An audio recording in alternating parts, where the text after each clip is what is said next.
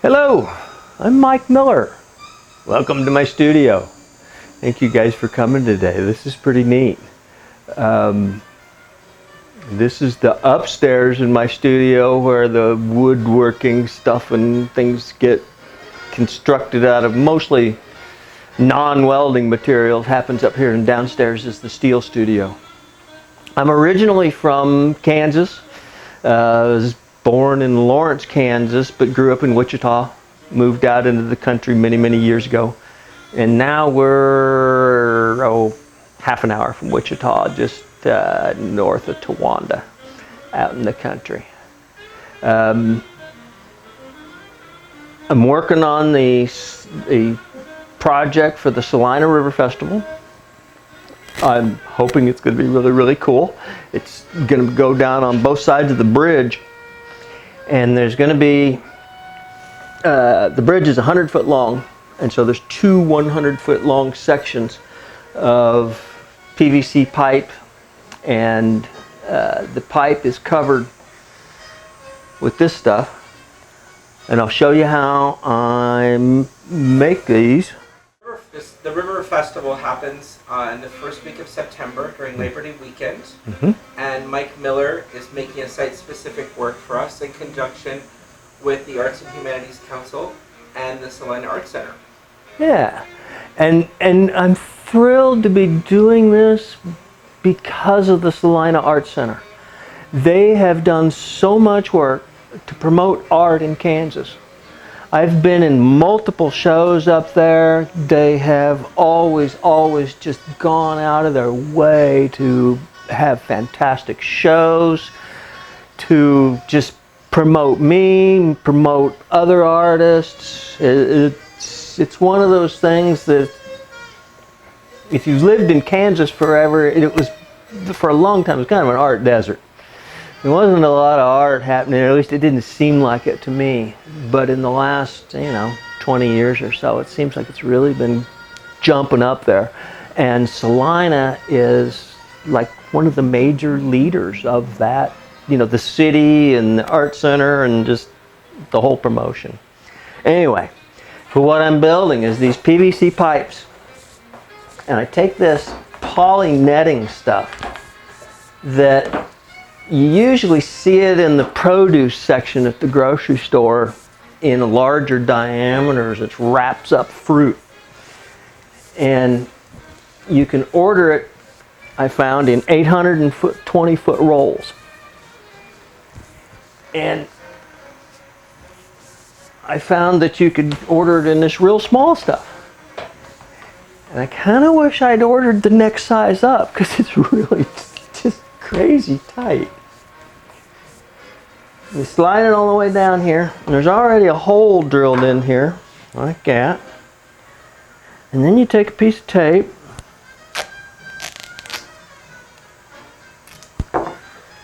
white Gorilla tape is the absolute best stuff ever, and wrap it like that.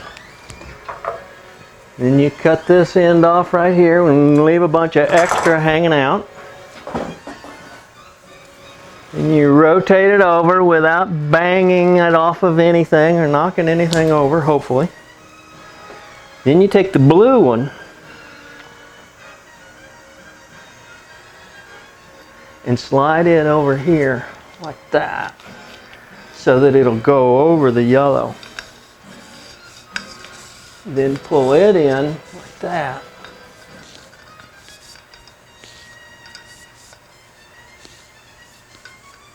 I've done somewhere right around 140 of these now. And I've got 60 more to go, 50 more to go, something like that.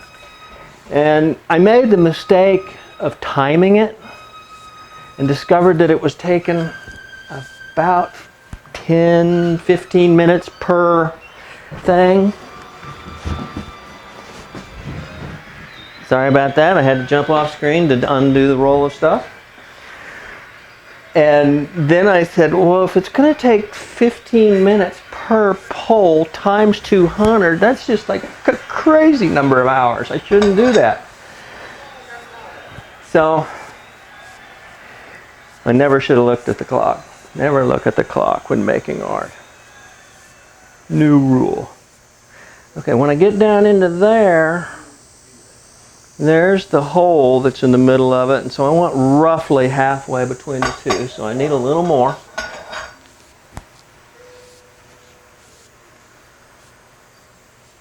What's the reason for you bringing this buckling or bunching effect?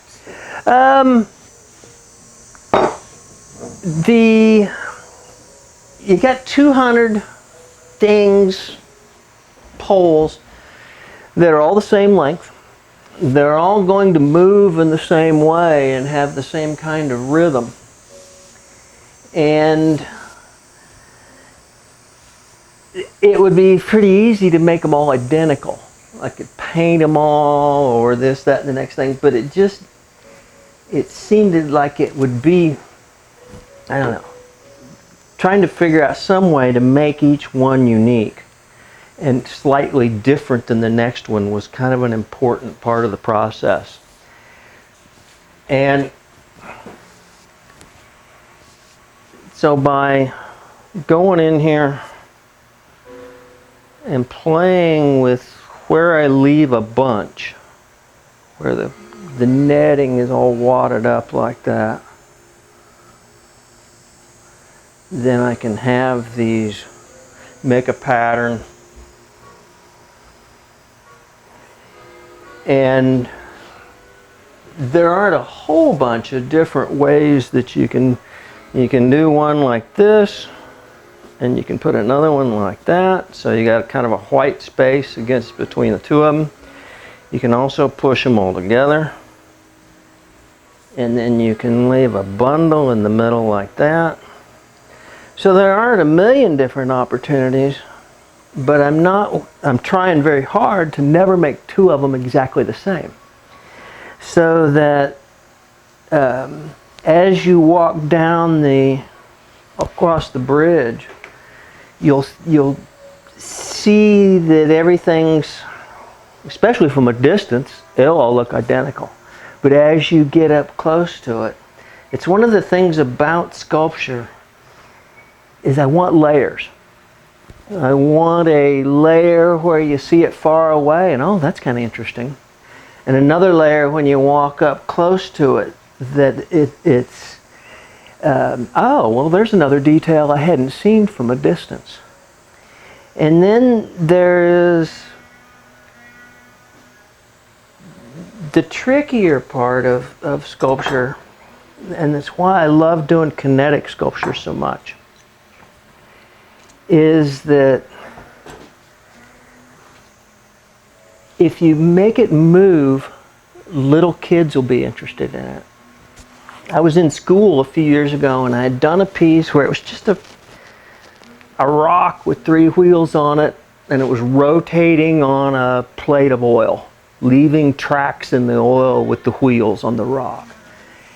And everybody thought that was a really cool piece, and then on the opening night there was a 4-year-old that stood there and watched that rock for like 10 minutes.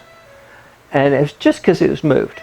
He didn't have any of the context. He didn't understand what that sculpture was about with the rock and the oil and the so on and the motor that was driving it. But he was into the movement. And so it got me to thinking that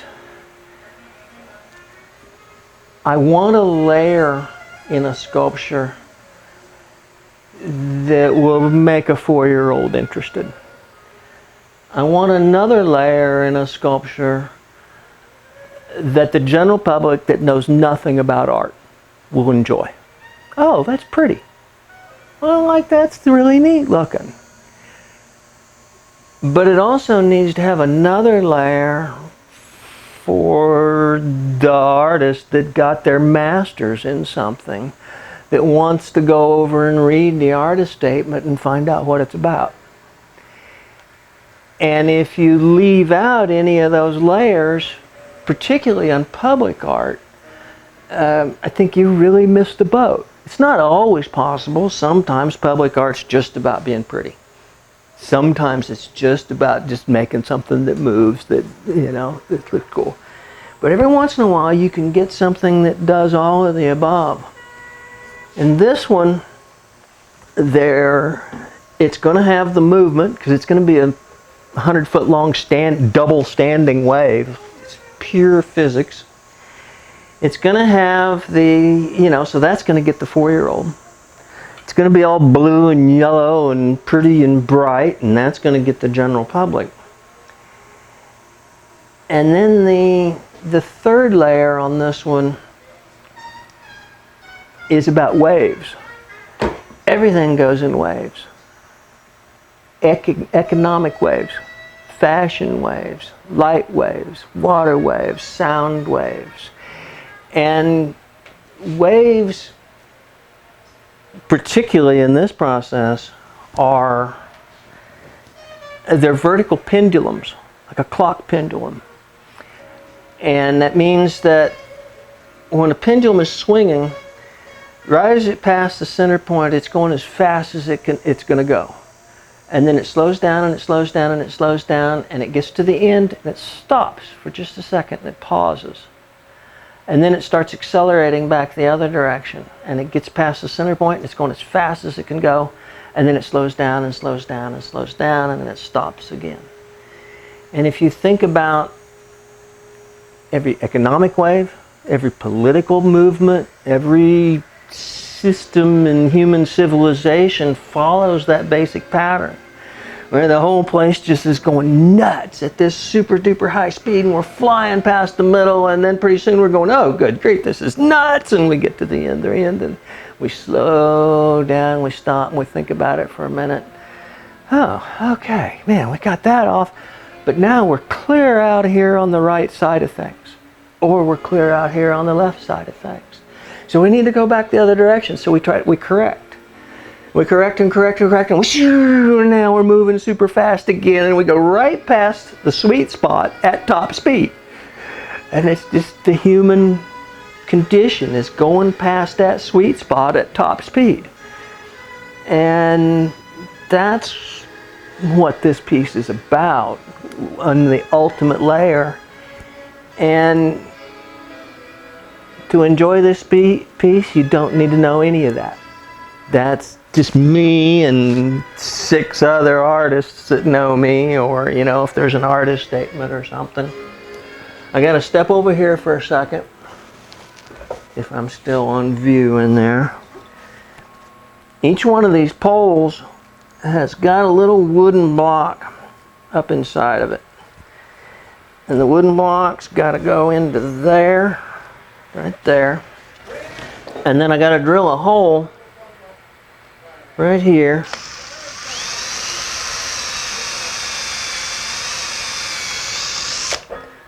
And put in 2 screws.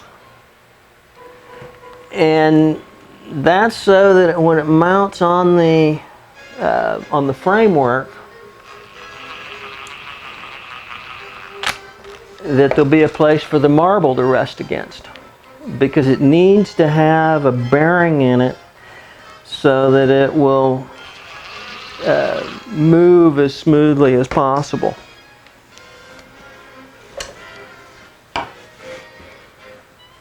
It's really fun. I've done so many of these that I can actually talk and make at the same time. Usually it's, walking and chewing gum is like really, really hard. And then I can pull this netting up like that to cover the 2 screws, so you won't be able to see the screws.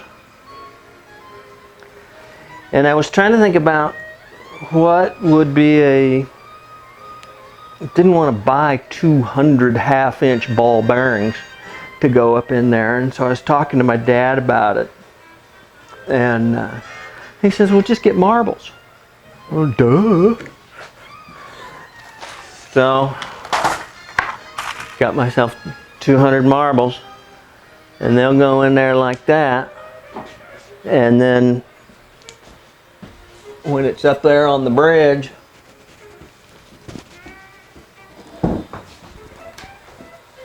the marble will sit on top of there like that and allow it to move super smooth. Because just like a pendulum, when this is swinging back and forth, it's also rotating. It's moving back and forth like this and this. And if there's any resistance that keeps it from moving like that, then it won't move smoothly enough to keep going. So one of the other aspects about this piece that I like sculptures that are interactive, where the viewer gets in and somehow interacts with the piece and makes the piece work. And that particularly works good with, again, you know, getting 4-year-olds or 5-year-olds or 10-year-olds involved in art, is if they can do something that becomes a part of the piece, then it'll engage them better, it'll engage their family better, and the whole thing's better. So what I'm doing, I built this piece last night, and it's just a steel pole with a pulley on the end of it. I got more pulleys I got to pick up, and it will sit off at the north end of the bridge, and it'll have a rope coming through here like this, and then it'll have a big old knot in the end of it, something much fancier than that. And this rope will run 75 feet through a series of other pulleys until it gets out to the middle of the bridge, and then it'll hook to the standing waves. And so and there's going to be a table at the end of the bridge where somebody's handing out programs for the weekend. And at the same time, that person's going to be pulling this knot to make the wave go. And the wave will be going if it's windy anyway. But if we get a day where it's not windy, then the way to make it go is you pull this rope. And this rope will go all the way out to the end, and it'll have a weight on it to keep it tight. So that, and then there'll be a knot in it right here that'll stop it from getting away from you completely. So that'll go to there. This will be at the right height where kids can pull on it. And then the weight on the other end will be at the right weight. And then there's going to be two, and this part's tricky. I got to make it so that the rope will activate the wave but not stop the wave if the wind's blowing. Because if the rope was tight all the time, then the thing wouldn't ever move when it was windy. And but I think by leaving some slack on the part that goes over the middle, I can show you that too. These are the parts that will go on the side of the bridge that will have the rope running through it. So it'll guide it on a place, and there'll be one of these in the first 10 feet and then another one 20 foot down the road. And then out in the middle, there will be this piece. And oh boy, is it warm since it's been out in the sun. There'll be a pulley right here, and the rope comes in this pulley, and it goes up to the top, and it goes through another pulley, and it goes across the middle of the bridge, and that's where it ties into the wave. And then it goes on across the bridge.